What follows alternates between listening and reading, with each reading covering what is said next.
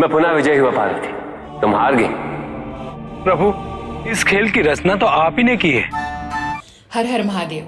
नमस्कार, आप सभी धर्म प्रेमियों का हमारे चैनल में स्वागत है।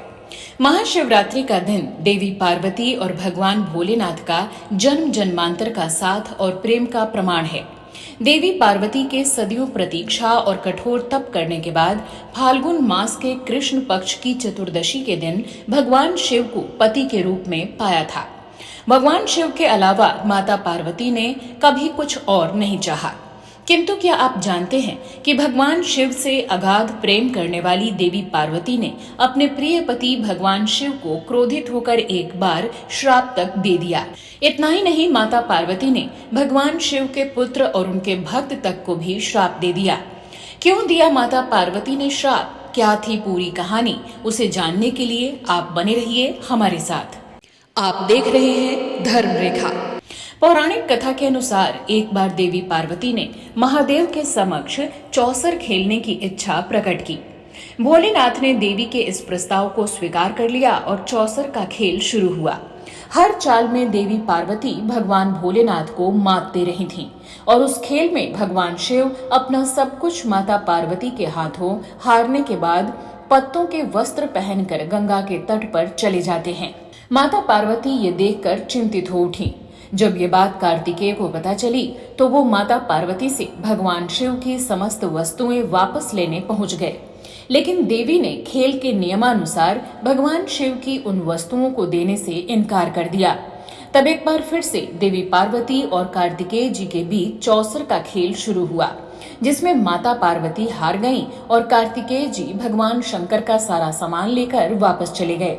किंतु अब देवी पार्वती अपने पति वियोग से परेशान थीं। तभी अपनी माता की व्यथा सुनकर भगवान गणेश जी स्वयं चौसर का खेल खेलने भोलेनाथ के पास पहुंच गए, जहां नाराज होकर महादेव गंगा तट पर पहुंचे थे। गणपति जी ने भी चौसर के खेल में पिता शिव को परास्त कर दिया। अपनी जीत की खुशी का समाचार गणपति ने अपनी माता को सुनाया तो माता पार्वती ने भगवान शिव को पुनः कैलाश पर लाने की बात कही। गणपति जी ने दोबारा प्रयास किया, लेकिन भगवान शिव नहीं माने। भगवान शिव ने कहा कि अगर पार्वती जी फिर से खेल खेलने को राजी होंगी तो वो लौट आएंगे। माता पार्वती ने महादेव जी के इस प्रस्ताव को स्वीकार कर लिया। चूंकि अब भगवान शंकर अपना सब कुछ हार चुके थे, ऐसे में पार्वती ने उनसे पूछा कि अब उनके पास खेल में हारने के लिए क्या है। इस पर नारद जी ने अपनी वीणा शिव जी को सौंप दी। खास बात यह है कि इस खेल में भगवान विष्णु ने भोले शंकर की इच्छा से पासा का रूप धारण कर लिया था। अब खेल में भोलेनाथ हर बार जीतने लगे, किंतु भगवान गणेश ने महादेव और विष्णु की चाल को समझ लिया। उन्होंने सारा वृतांत अपनी माता पार्वती को बताया तो वो अत्यंत क्रोधित हो उठी। उसी समय रावण ने माता को समझाने का प्रयास किया, लेकिन उनका क्रोध शांत नहीं हुआ और क्रोधवश उन्होंने भगवान भोलेनाथ को श्राप दे दिया कि उनके सिर पर सदैव गंगा की धारा का बोझ रहेगा।